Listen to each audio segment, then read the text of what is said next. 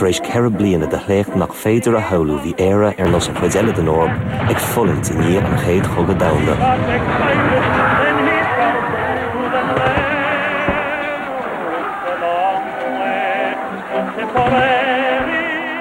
Caile 50,000 éarnachs na trinseí. Cad I gcóir. Léirigh an bhreatain an cogad mar strachelt chun mion náisiún a chosint. San am céine, dhiúltaigh siad de éilimh na hÉireann mar náisiún ag cógáil síocháin a fóras. Na saidúirí a tháinig a bhaile, bhí siad anchortha amach nach raibh neamhspleáchas bainte amach go fóil. Bra go leor acu go raibh siad páirteach is strachelt níos tábhachtaí fós. Bhí lucht oibre ar fud na hórba ag uimhleant leo siúd a chunig híos iad ar fad na ginnta. In hÉireann, bhí iarthaidirí agus oibrithe míleatacha ag trid ar son neamhspleáchas folitúil agus deireadh le déirse eacnamaíoch. An méach léamh eile ar an stair agan, ba mé glúiseacht an lucht oibre seachas sin féin a chóirigh éire chun na náisiúnachta. Tá mé ceannarí an lucht oibre tar éis réabhlóid na oibrithe in aghaidh na Breataine a aigrú, an maimis tar éis drochtharthaí an neamhspleáchas é hacant. Trám a chugan na garad. Bochtanach leanúnach. Brón na himmarce. Críochgeilt an Ileán agus an seirfan a lean.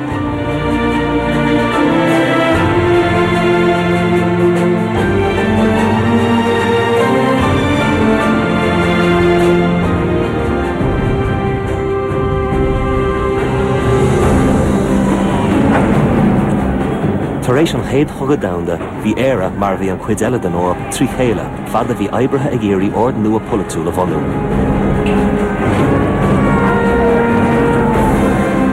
An deis go Joe a bheith titim na nimpeachtaí ag sclábithe pá sciorn níos cothama den bhain a bhí á dhéanamh acu go léithúil a éilimh.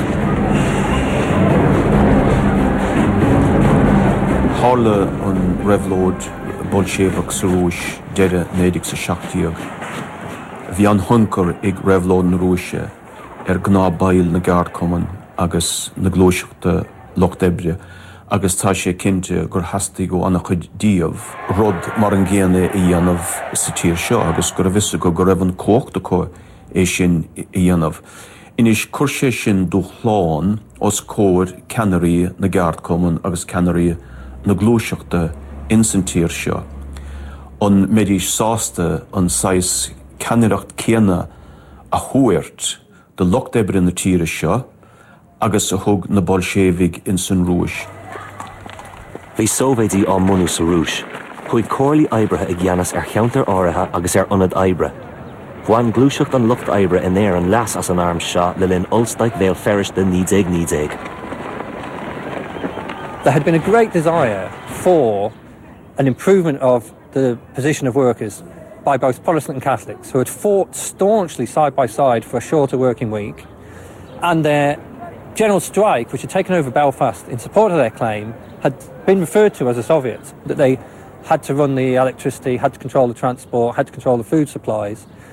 And they'd forged a strike committee, mixed Protestant and Catholic, and a great radicalism, which was best represented by the May Day March of 1920, where 100,000 workers marched behind red flags. I limnach a bhí an chéad chóirle oibrithe eile a bhain leas as an strátais éifireach seo.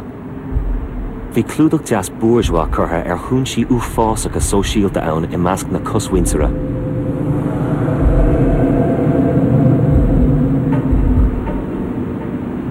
Bhí scair mhór daoine go ná oibrithe gan scileanna I gcathair limlaí a bhí anna bhocht ar fad. Bhí na cathracha eile mar an chéanna ó thaobh go ná bhaintear an Locht Oibre go ná dhaoine gan scileanna ar liad, just a gcuid níort féin le díalacha, lá in aghaidh le. Bhí imeachtaí na Gard Commune teoranta trá, de lucht na Gard agus an Institút Meicneacha na Lár. Anois, bhí oibrithe neamhbhéalte ag clóriú le Paris Commune mhíleatacha ina mílte.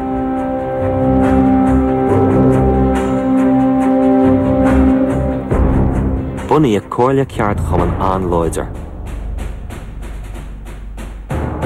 Chuig golóir de bhíletigh ceart chumanacha leis na chóglaí déana arm phoblach na hÉireannde in 1990.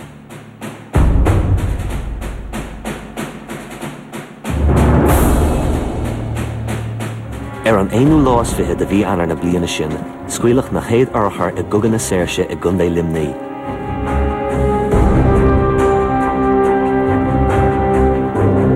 Chuig gníomhaíocht bhíleata na Breataine I méid. Bail de chóirle ceart chumann Limnaí agus adúnach san IRA about Robert Byrne, a gabhú measc bhíletigh eile ag an RIC.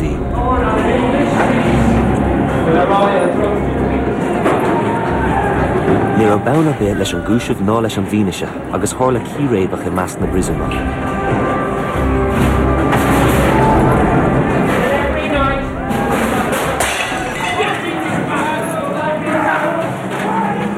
Freagat na núdarás prúsún ná a néadach is a nínit a bhaintíomh. Ba léir de lucht oibre Limnaí ceirmhíad na nabhde acu.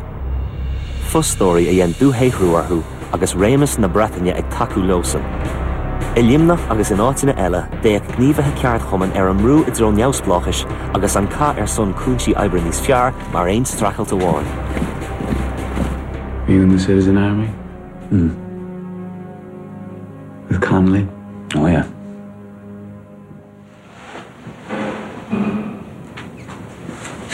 If you remove the British Army tomorrow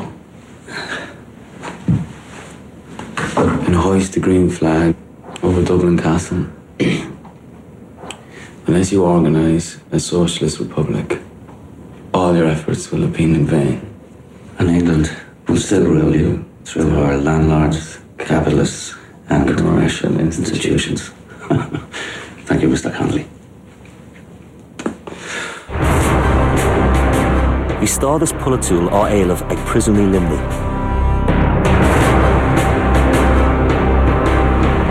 Céasa agus basca freagart na Mritanach. Bhí Robert Byrne dhuine de na daoine a chuaigh staibh upris mar agóid in aghaidh na drochaíde a fuair sé.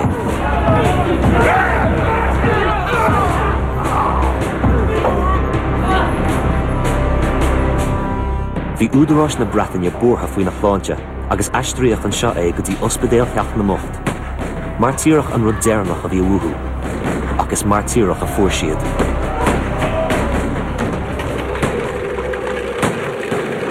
Lábhachach Byrne nar a thug colún ratha de chuid an IRA faoin na thortháil. Cé gur tugad amach as an brisúné, bégan é a ágáil faoi bhirt a bhí ag dul thar brád agus ba acu leis John Ryan agus Amy Nancy. An plán ná Byrne a thuirtear ais go teach Ryan le haigh a hÉireannmh. Ach nuair a bhí Byrne ar a eistar fada pínmhar go dtí an tachaín ag nach an lisín chun na chlár, bhí arm na Breataine tí limnach a ógart ina cheantar speisialta míleata.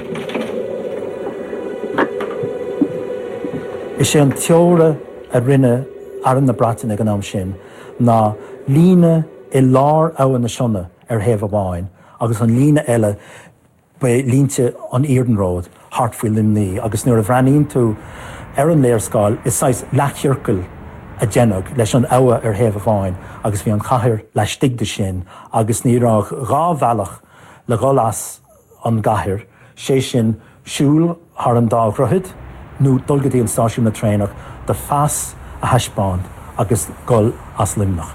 Ní bheith sé go dóibh éú as an gcathair ná teachtasteach a chuirid. Maria Constable de chuid an RIC agus Byrne á thortháil, agus cuireadh rialachán bhíleata nua a bhaim chun círéibach a chosc.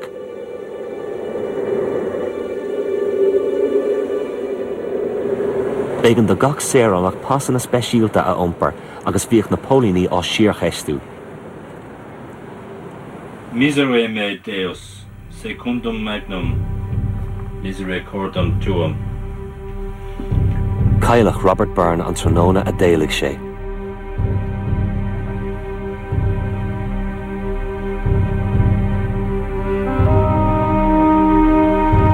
Bhí oibrithe Limnaí ar buile faoi bhás Byrne, faoi gabháil bhrial dá cheailach, faoi na ceadanna speisialta agus faoin iompríocht ghara bhíleata ag an tuchrid.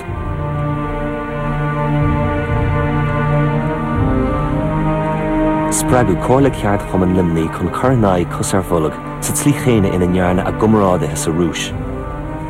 Lastíad de cheirithúr a fihid hí srádan a limní I láb a chuis de stelgus ó bhéadach. Ba iad cigarí na cóla ceart chuman a ri an chahar ar fa caiiciise. Im lína na caharach amháin ag na Brittany. Bhí mearúil Veracánach a tháinig cuairt. Who rules in these parts, sé? You have to get a military permit to get in and be brought before the Soviet to get a permit to leave. Yevnik cigarí na cóla ceart chuman nach nusclóch siúpa beit gan a ghead. Rialaíocht praisana chun brabúsíocht a chosc. Bhí a harragad féin fiú ag an tóvéid. An córas umpar a cheadig an chóla agus é sin amháin a bhughug, agus ba fólíní freisin iad na cigarí. Níor gaú aine le linn na stailce. Is títhe thagach daoine agus airí isteach sa chathair faoi rún, na mudaí rámh a mhéalathe acu. I lár an lé bhí gach é ní seachas corpáin an numpar ag cóiste na marbh. Bhí ospidéal a bháin thaobh chun an chláir, agus bheadh socradaí ag teacht as an ospidéal le teachtasteach I gcathair limní. Agus le ling aimse an tóvéid bhí méadú suntasach sa méad socradaí a tháinig as an ospidéal son go dtí chathair limní, mar bhí na cónaí a teachtasteach ag bhíidir lán de glasraí agus de fiol agus de airí eile le tuairt de bhaintear limní, agus bhí na saidúirí a breanú ortha agus híl siad gur cónar agus socrad a bhí a gcóil thart seachas cógastí na haidlocht an tóvéid. An cé go gheall ceannarí glúiseacht an luchtaibhre stalc I gginearálta chun taú leis an tóvéid, ní raibh a lehéad ar intin acu. Ní raibh fánar thu aithris I dhéanamh ar an trúd go bás a bhí ag torlú idir an éite dheis agus an éite chléis an óra.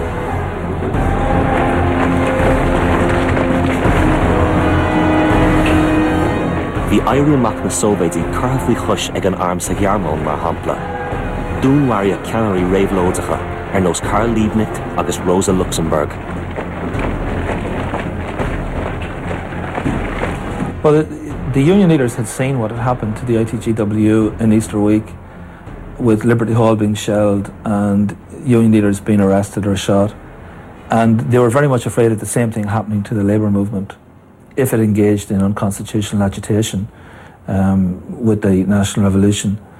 And of course that did start to happen by 1920, when you had increasing raids on union premises by the British military. You had cases of leaders being arrested, leaders being shot, leaders having to go on the run. Bhí ceannarí an luchtaibhre ag féachant chomá ar thugan na saoirse. Faoi mbliain níd ag fiche, bhí an tír á rialú ag gá rialtas, an bhratan agus an chéad dáil a tháinig le chéile I dteach an ardmhéara. Níor hastig an luchtaibhre olcachar ar cheachtar acu. Thóg sé ní lá ar aimimenas na cógála an chathair a bhaint amach, agus láháin chun teacht ar thocrú. Ar an gearrú lás fithe d'Oibreán, ordaíocht don na haibrithe dul arás ag obair. How did they fail? Only by an extraordinary manoeuvre. They persuaded the Limerick strikers and the Soviet leadership that there would be a general strike called in solidarity with them. So the rail workers deferred their action. And then, drib by drab, taking as long as they could, the Labour leaders moved to Limerick to have a direct influence over events, and finally declined to call the general strike and instead came up with a rather feeble plan of evacuating the population of the city in order not to have to show your pass whenever you went in and out of the city. And this just demoralised everybody. In Americ Ilimnach lig saidirí na Bretagne os na fuisih. Díreach agus smacht na Bretagne ar éireann na Mhaol, dhéal ceannarí an Loch d'Oibre. Gealú takeíocht láidir náisiúnta don tóvéid. Ach bhreath na gnámhhuial agus an ceanara John Cronin gur déanach fiálar ar nuair chin an chógáil go tuban go gcuirfí ar ceall é.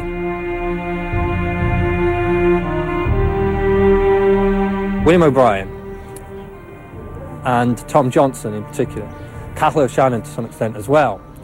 And what these three were particularly adept at was relating to the spirit of militancy inside the working class movement, but letting all the steam dissipate in a way that for them was safe. Die ene der an chaint fwy a harú sosialta agus sosialach agus syns rís fiú vi kaint sais revlóideach arsúlacha ach ní a bhain ach kaint agus nóair a hánig sé chun gníomh a chuir grí in áíre hip amachchas amach. And their perspective is essentially the perspective of a bureaucrat. I don't mean that insultingly. I mean it in the sense that there'd been a massive expansion of the Irish trade union movement. In these revolutionary years had seen thousands of workers joining trade unions. So there's this huge amount of assets, of income, of buildings and property, and the heads of the Labour League want to consolidate their position. They want to make this safe. They want to carve out a space for themselves inside of the Irish political structure. Mar sin féin, ainneoin iarachtaí cheannairí an Loch d'Oibre, ní raibh an bhlúiseacht thóbhéideach ach ina tús. San ionad Oibre I Moulte agus I Sráidbhaillte na Mún, leath an bhlúiseacht mar thar leis chun pá agus cúnsí Oibre níos fearr a bhaint amach.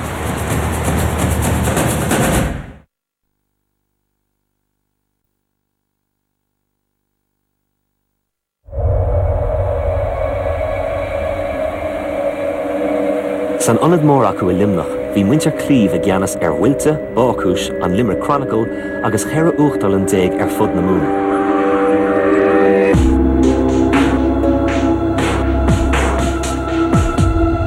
Ní raibh ceart chumann be ag an bhuireann de 3,000 agus ceann den apána is ísle sa tír acu.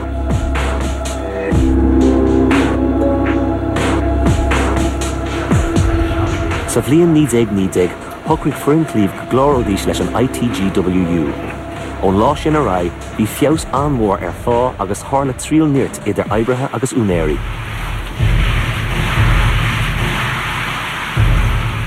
While buach na stracailte I mína bealtaine 1920. Lár an na dréimhlóid na naibrithe a bheith cnocht linge agus rá uachtail na clíomhán. Chur an taigraí ceart chumann Jack Headley agus Sean O'Dwyer, oibrí uachtalinne ag gnocht linge, chuir a gligan le chéile chun srá Sóivéidí a chorthú agus impreacht winterclíomh I legan.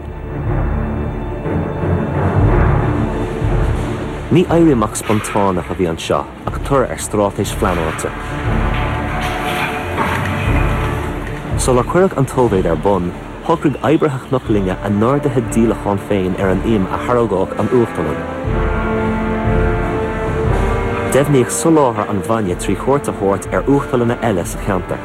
Déintiad gan ghlacha le baine ó na feirmeoirí a bhí ag soláthair de clíomh.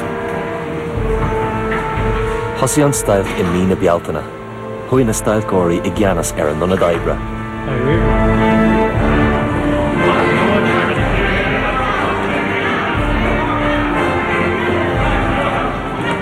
Cathú amach an banaisteoir ag gnocht linge Riordan, agus tá banaisteoir nua I measc rial an cheart cholann.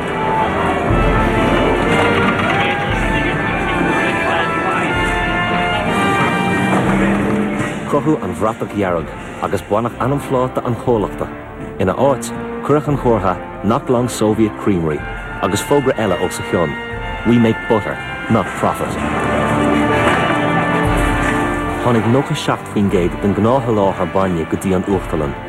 Rinneú gá chuna imime gach lá agus cholínú gach ardú.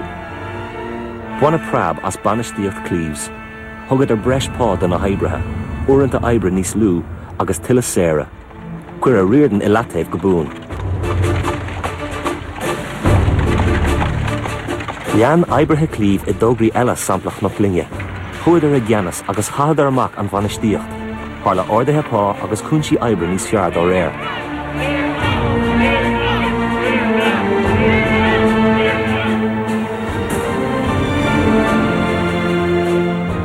Chuaigh curiail sa stíl thóbhéideach go mór a bhaim bheonn an Loch d'Oibre fud na Mún.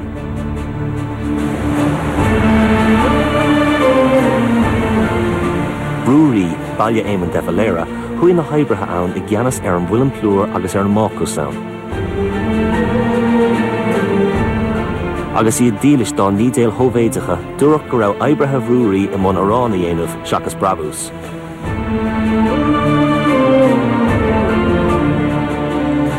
Leath na Sóivéidí chuig áitina neamhghóchúla nós íscaigh chaisleánaí chonal.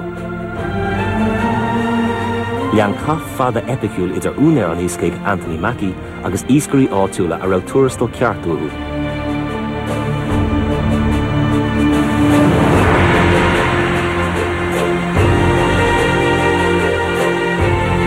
Las muinte chuig a mún, bunaíodh Sóivéidí ar bhain at. Chuig Peadar O'Donnell i gceannas ar ghealtain Mhuinecháin, an hÉireann agus na hothair ar aon ag cabhrú leis.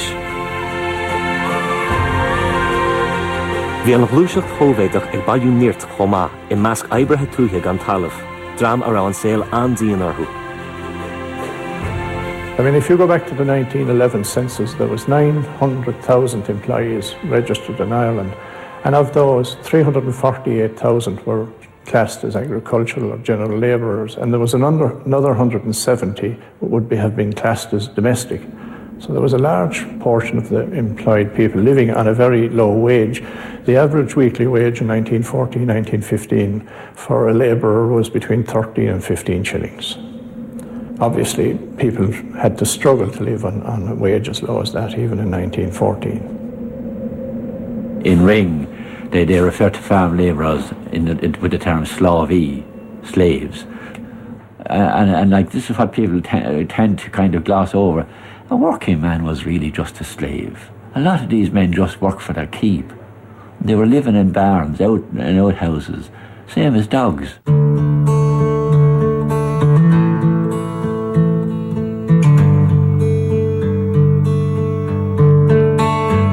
Bhí an tá orthu siúd a bhí fós ag obair ar halta fairsinge na díornaí talún Angla Éireannacha. Bhí cuid eile ag bra ar obair aáil ón achman nua de Éireamóirí dúchais ar raibh talamh acu.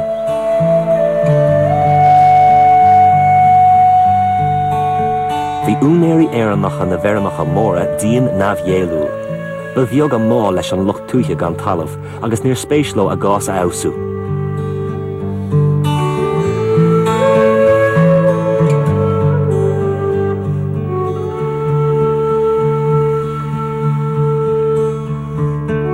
Thomas was a centre for hiring labourers and servant girls at that time. It was used up to about the 1930s, the Fair Green in Kilmacthomas, and the people used to stand there. I think it was the 1st of May, and they'd stand there with their different implements like and wait to be hired, and the farmers would come along then and hire them for the year. Le linn achtas na talún nídéag, cuireadh teach ar roinntmhád de infrastruchtúr iompar na tíre nuair a tháinig oibrithe talmhaíochta agus lucht na garracha le chéile. Bhí picéids na bóithre is na stáisiún trénach. Cuireadh teach ar bhargaí is ar aontaí. Bhí an tabatéireacht forleathan. Chuir na gníomhartha stailce militeacha seo le leathnú na Sóivéidí go dtí na tailte feirmeoireachta agus go háirithe is stáit na díornaí talún Britainacha neamhláithrethe. Haid an rialtas crithaglas na feirmeoirí móra. Bhí faitias a grachan orthu go raibh an Éireamórt cóchutsa mar a bhí sa rúis ag teacht go hÉireann. Faoi 1920, bhí cogadh na Saoirse faoi lán seol.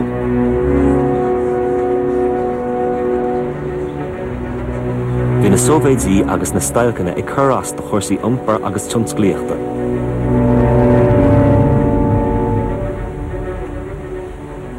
Híl an luchtríortha Britanach sa bhún go raibh smacht á Highland acu ar winter na túthe. Rural trade unionism, or trade unionism in the small towns, was a lot stronger in Munster. The IRA was more active, and whilst the IRA wasn't out to make a social revolution, nonetheless it was a revolutionary organisation. It created revolutionary conditions. It was much more difficult for the police to operate and so forth. Certainly people like Sean Robinson had a connection with the socialist movement and indeed with the communist movement, and there were a lot of people in the IRA who had a very pragmatic attitude towards politics, and they were willing to take help from whatever quarter, and if the only people who were willing to help them were the communists or the Soviet Union, they were quite happy to take take help from the Soviets. Bhí go leor de na ceannasaithe áitiúla IRA báú leis na hoibrithe míleatacha. Is minic gur arthú siúd a bhí amrá dá méach teach sláán agus soláthirtí orthú. Nuair a dhiúltaigh oibrithe Éireann Road saidúirí agus lón tugaí a iompar, chuir sé sin le na níochtaí féin in aghaidh na Breataine. Hold on, what's up? The fuck are you then? Driver. Well, get back on the train and start driving it. Now, it's my duty to inform you that my union has instructed me not to carry I don't give a fuck about your union. Not to get carry back on any the British train and Army drive personnel, weapons or supplies. Get back on the train or else I'll blow your fucking head off. Tell me, get back on the train and drive. Get back on the train! I'm not moving the car. Get back on the train! Hey! Oh! Fuck the man like get back! Leave him alone! You drive the train! You drive the train! Stay back! You! Find someone to drive this train! You better get on the train. Find someone to drive her! Find someone to drive this train! You fucker! Bhí cuid de na ceannasaithe IRA sách radachach chun Sóivéidí a chur bunaíod hain. Bhí Peadar O'Donnell a gceannas aine den IRA in nua ngáil. Tuairiscíodh gur thosann sé an drama chur an naine díornaí neamhláithrithe agus a bhí ag iarraí Sóivéidí ferma a bhunú. Ba bhagart iad na Sóivéidí dar le náisiúnathe ar an eite dheis sa dál.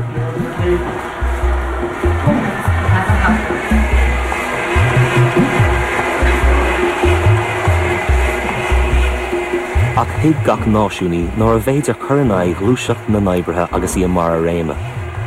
Ach má bhí cuacht ag an glúiseacht sin níor hiag na ceannairí conas í a úsáid.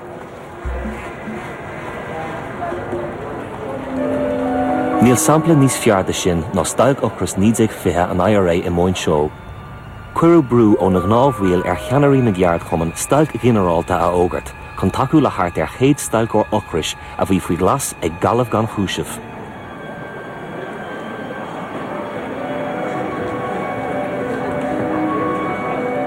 Léirigh an glúiseacht thómhéadach an chuacht a bhí ag í dóríire. Bhí an chuid is mó de Éireann las muid a bhaile clia faoi smacht na gcuistí oibrithe agus cruthaíodh go leor Sóivéidí.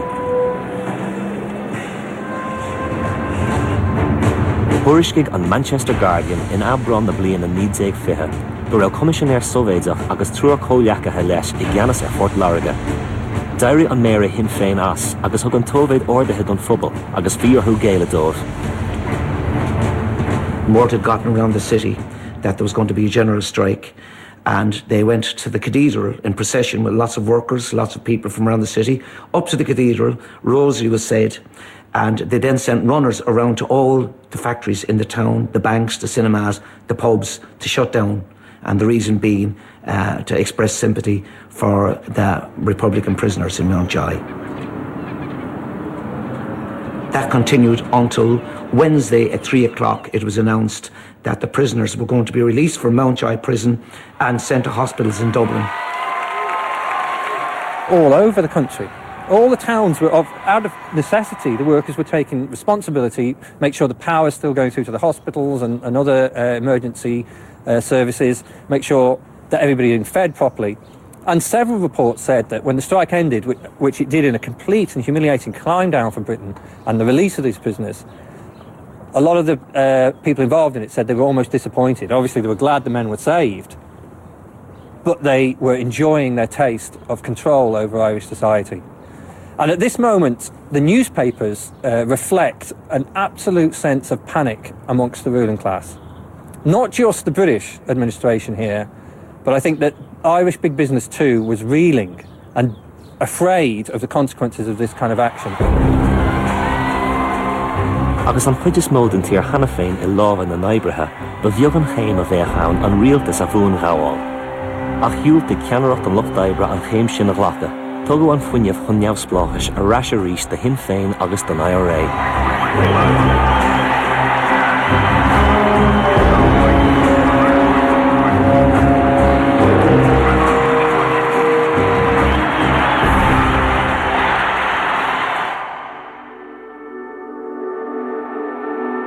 Ba é ceart chumann oibrithe na man an tain cheart chumann a cheas le chumas réamhlóideach na Sóivéidí.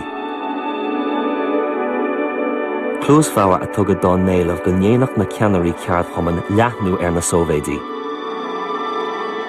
Ainneoin agóid an WWU chuaigh cursaí in Olcas. Bhí ceannairí glúiseacht an Loch d'Oibre ar an níthil ag éirí an bhann a bhaint den cuachta bhí cruthaithe ag na gnámhúil.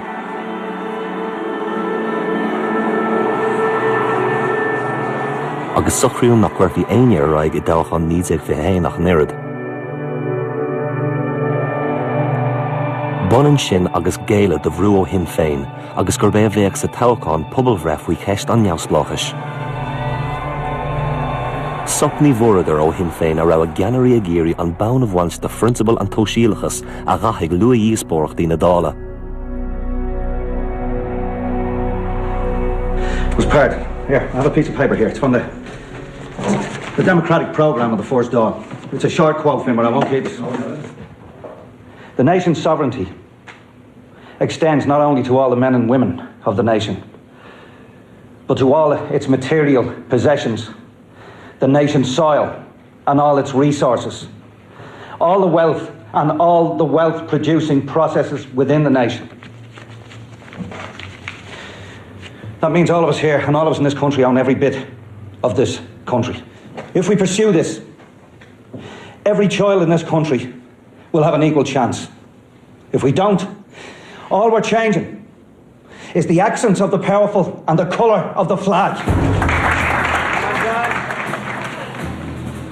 Faoin mbliain 1921 bé an fiall ar ina ceannairí glúiseacht an Loch d'Oibre orthu, cinnti sé nach méach poblacht hóisialach mar a thabhladh an chéad dál go deo ann.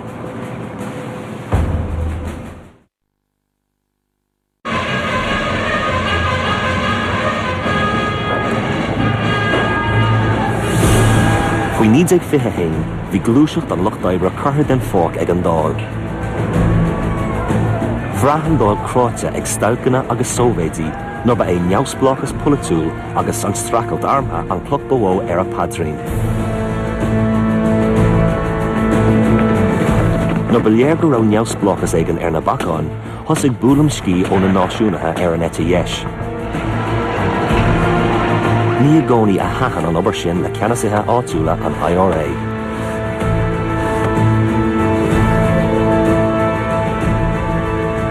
Tá sé sa léir in san réaltas hénig go raibh daoine cosúil léir artógréfa cos go raibh is a lehéad bhí annach amach amachchas amach.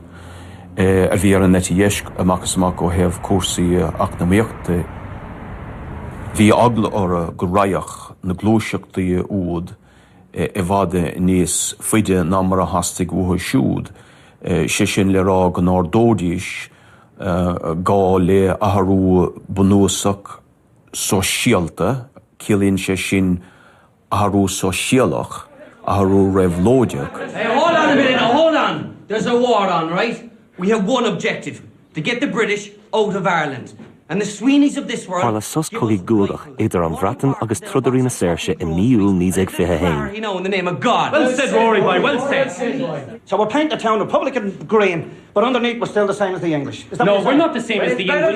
We're not better than painting it fucking red anyway. Nuair a tuigú go méach neamhspláchas ag teacht, tháinig aislingaí éagsúla chun cín go drámata, maidir le cadba bhríle neamhspláchas go díreach. Are we chilling, all right? All right, Ned. How much land do you own? Answer me, come on. Have you a blade of grass to your name? No, not a blade, no. Right, you're paupers, just like me. Now, you'd want to take a look up and down this country and see the amount of volunteers that are involved in land seizures and cattle drives. Now, do you want to know why that's happening, do you? That's enough of that. It's not enough of it. The IRA are backing the landlords and crushing people like you and me. Bhí feibanna ag an mratan I deirmí an Loch d'Oibre de. Ní raibh stát míleatach sóisialta mhuaithe mar chósa. Bhí na Brittany agus iad siúd a bhí ag plé leis an gunra a réachta faoi cheannach ar freis na Breataine den éite dheis a thuairiscigh rac na Sóivéidí in Éireann. There was a fear that the revolution in Ireland was turning radical, because the main reason why the political prisoners on hunger strike were released so quickly was because of the intervention of the labour movement. Políocht an Loch d'Oibre ba chuid den díospóireacht den isí faoi maithas a bhainach leis an gunra Angla Éireannach.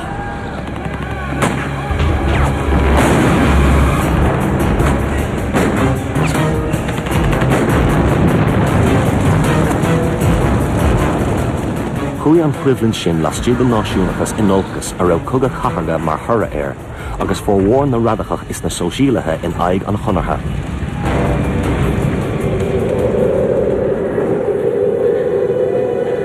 Scríomh Liam Mellows a cuireadh I brisún as na ceithre cuairteanna a ghabháil. We are forced to recognize, whether we like it or not, that the commercial interests, so-called, money and the gombeen men, are on the side of the treaty, because the treaty means imperialism and England. Hacig ceannarí glúiseacht an lucht d'oibre leis an gunra faoi host, ach bhí cuid den a bhuail scanratha faoi mhaol a bhhanachló siúd a bhí ar son an chonartha. Glach pórtaí an lucht d'oibre port go déanach I dabhachán 1922.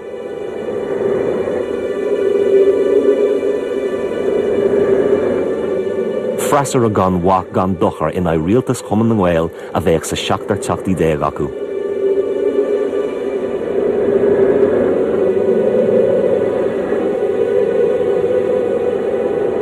Íbertí thugan na garad a ba chuid den na leasachóirí sóisialta radacha bhó in Lúiseach na Saoirse, agus chur arm an téirstáit chun bát.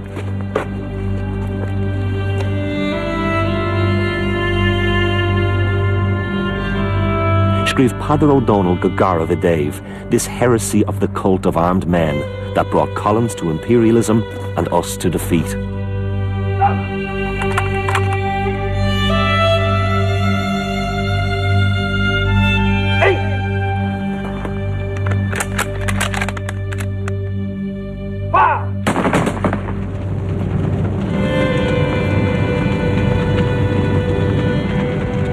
Bei príomhheangan na bhórsaí a bhí an aghaidh an chonartha ná poblacht na mún mar a thug sí orthu héin. Na bailte taobh ó dheas de lína trí limnach, Ibredáin Heas agus Fort Laraga. Bhí Sóivéidí anmúnas na ceantar sin I gcónaí, go dtí gur gabha ag fórsaí an téirstáit iad.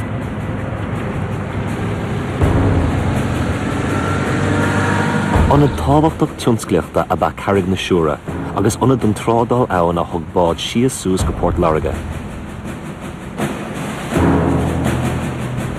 Le linde a bheith I lábha an IRA a bhí an aghaidh an chonartha, bhí ag díl chuimhlintí saothair. Dógar uachtarlann charreg na siúra Sóivéid tar éis dá húnairí toirt faoi laidú trucha trí faoin géad ar thuairistil. Bhí cuimhlintí armtha ann le feramóirí míleatacha a dúiltigh bainne a tholáthar don Tóivéid. Dúirt urlabhraí na feramóirí gur a bheith a bhí sa Tóivéid an chéad céim dro, phrases and famine, propaganda and pestilence, a bhil an rúis Tóivéidach. Ach dan an Tóivéid sláán go dtí gur raibh na Saoirstátairí an baile I 1922. Rinneadh príosnach de Michael Banks, oibrií agus banistóir I Hala an Bhaile. Ní bheith buint ná páirt ag an rialtas nua faoi Liam McCusker na bratacha dearga ná le Sóivéidí. Sias feag na siúra le fórsaí an chonartha.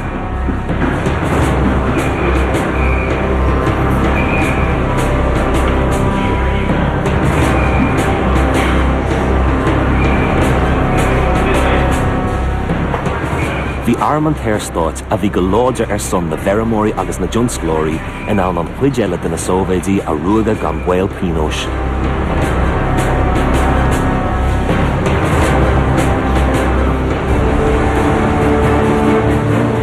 Léirigh an cosar bullag ar fud chun de Fort Laraga in 1923 a raibh an ná don na heicní bhhuichte in éireann uair nua neamhsplach.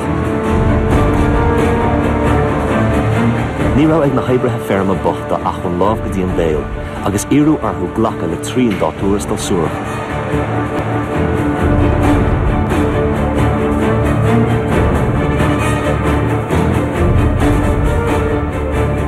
In Waterford, there were two major strikes. One was in 1922 when labourers defeated an attempt to introduce wage cuts, and defeated it mainly because of the unsettled conditions in the country at the time, that the farmers weren't able to rely on the army and the police to crush the strike.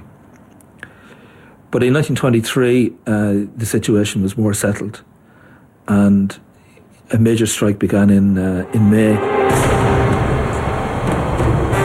O grúpi fermóí rawadá muil faoi brísarí sceflathóireachta na Bratí Deirge.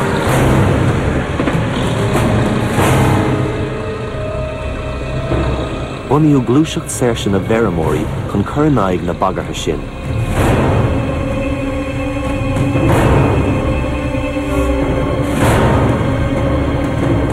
I Bord Láirge, dagad cuid na fermóí a ngáard a bán hain I chur scefla líomhairí ceart chumann in Núnáil, sa Chos Néife, I Mailean Bhutléirí agus sa Bhaile Dubh.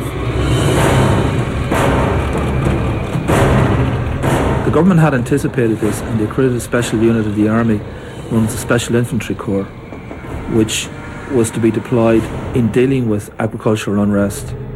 About 600 specials were deployed in Waterford during the farm strike.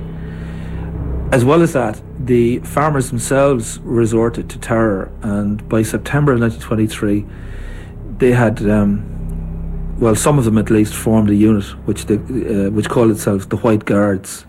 So you had this kind of miniature version of the Russian Civil War going on in Waterford between the Red Guards and the White Guards. They launched a series of attacks on the homes of Union secretaries, and in some cases they kidnapped Union secretaries and beat them up.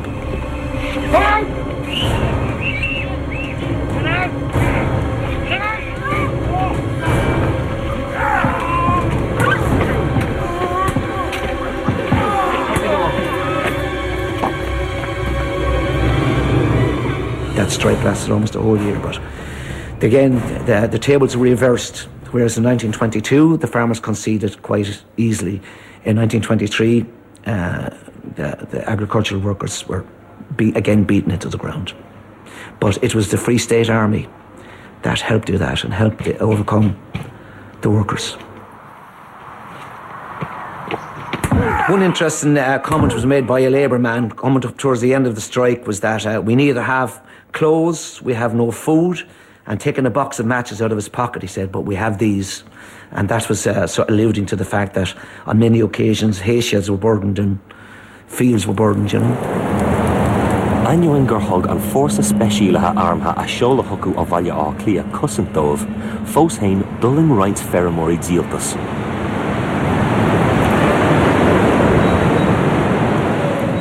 Bhí a gcuid stóras fér mar haragad ag na haibrithe mar hlí éifeachta chun freagart don imagla sa thugad cráite cníte seo.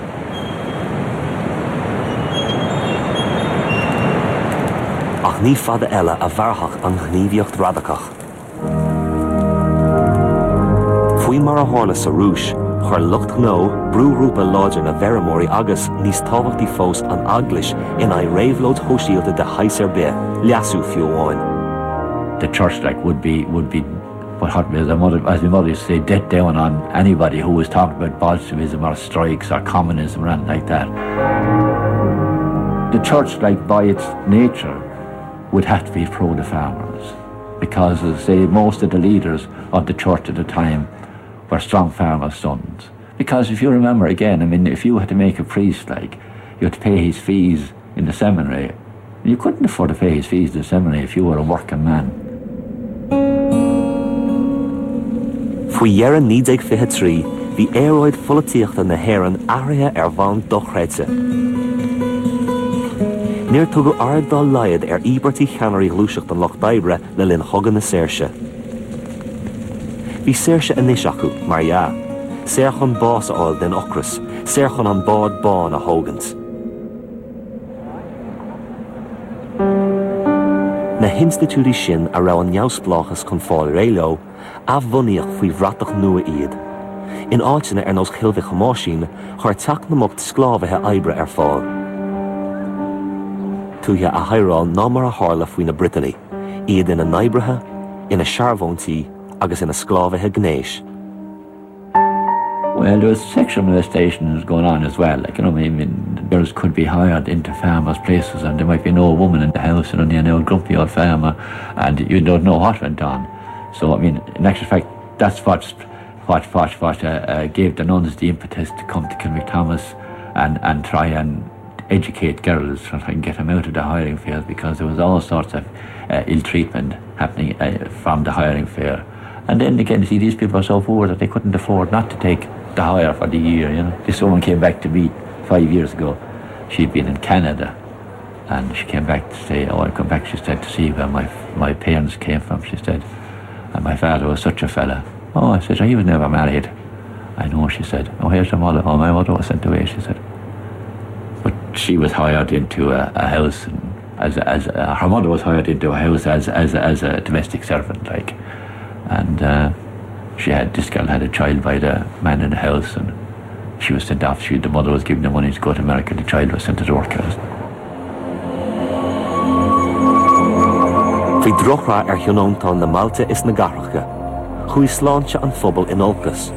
Bhí fórhhain amach don níos measa as ná mar a bhí 5 bliain a ribh sin.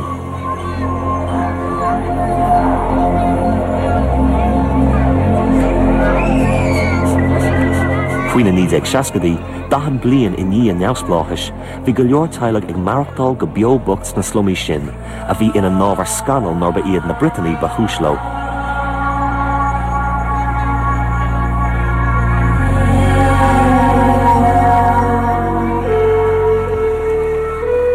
Trá cinúnach is star na hÉireann ba é. Dá mé ceannarí an lucht d'oibre tar éis tathú leis na Sóivéidí, cá bhís céim tora a bheith ar sin.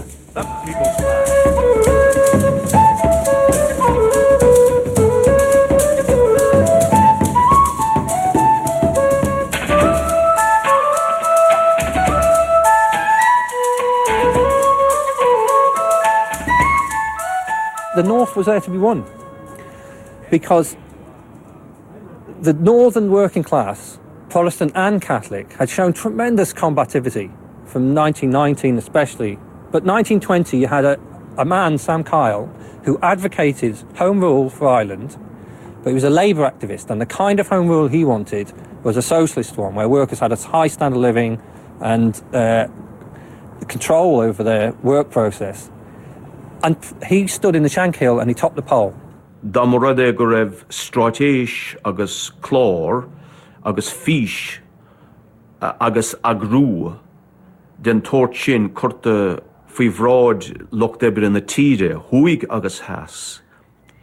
Diad faoi im thuairimse glúiseach den tais ceanna a chuir grí is a hála sarúis in éideag sa seachtaíoch. The militancy of the working class wasn't lacking. It was absolutely there. It's not so well known about, but once you look into it, you find it. You find hundreds of Soviets, and you find 4 major general strikes in this era. So the militancy is not there, but what is lacking is a perspective of consolidating this militancy, of organising it on a 32-county basis to defeat the British administration. Ní haar lócan cogad catharga, da mar rud é go meach an ceannaireacht tucha ag Loch Debre don tríd náisiúnta agus sóisialta ins na blianta roimhe sin. Tubist agus tep a bhí insan cogad catharga nói, agus caffar could mór den fleagaireacht a chur dhúilne ceannarí Loch Debre na tíre.